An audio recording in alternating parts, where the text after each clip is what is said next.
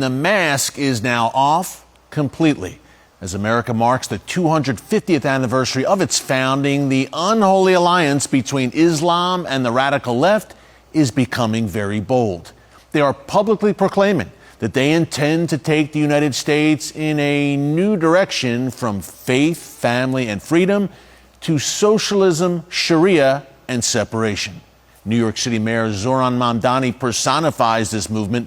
His brand of Islamo-Communism now reigns over our nation's financial capital and largest city.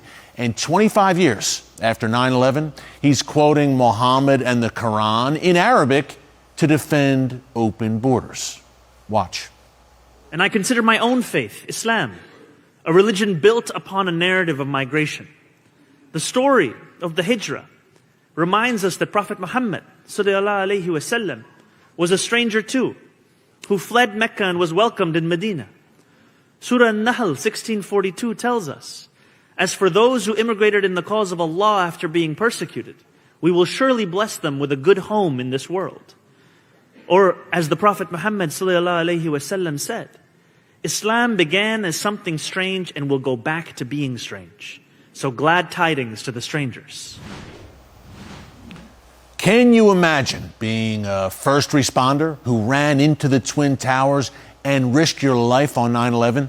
Or someone who lost a family member in the deadliest Islamic terror attack in U.S. history, and then now having to watch a Hamas sympathizer running New York City, praising Mohammed and quoting the Quran?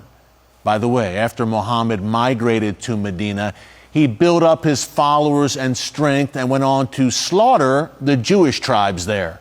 Surely Zohran Mamdani knows this.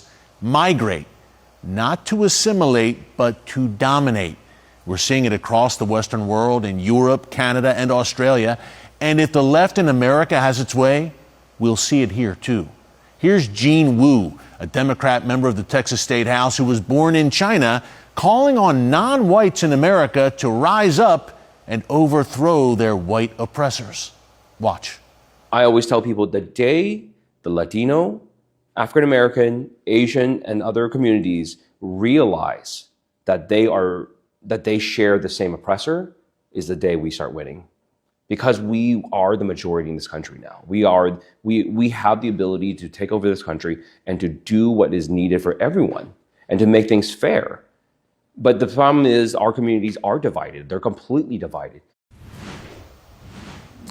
Folks, again, that's an elected representative in the Texas State House basically calling for a race war because it's all about divide and conquer. It's a strategy both Islam and the left share. Both sides of that alliance want to replace Judeo-Christian Western civilization, which they despise. But a cautionary tale for the left. In partnering with Islamists, you have no idea the forces you are unleashing. During the Iranian Revolution, the Marxists, communists, and socialists all backed the Ayatollah Khomeini. And then, a few months after he took power, he had them all rounded up and executed. Once Islam is in charge, it's not interested in accommodation, and it does not play nice with other religions or ideologies. That's why Islamists are throwing gays off of buildings in places like Afghanistan and Gaza. Here's the good news for you and for me. God is still on the throne.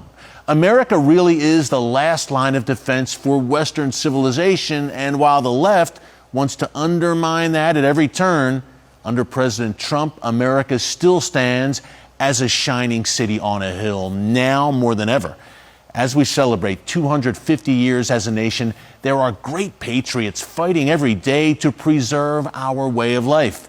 Be sure to watch the full episode of Stackleback Tonight anytime on TBN Plus, and don't miss new episodes airing every weeknight at 7:30 p.m. Eastern Time and 10:30 p.m. Eastern on TBN.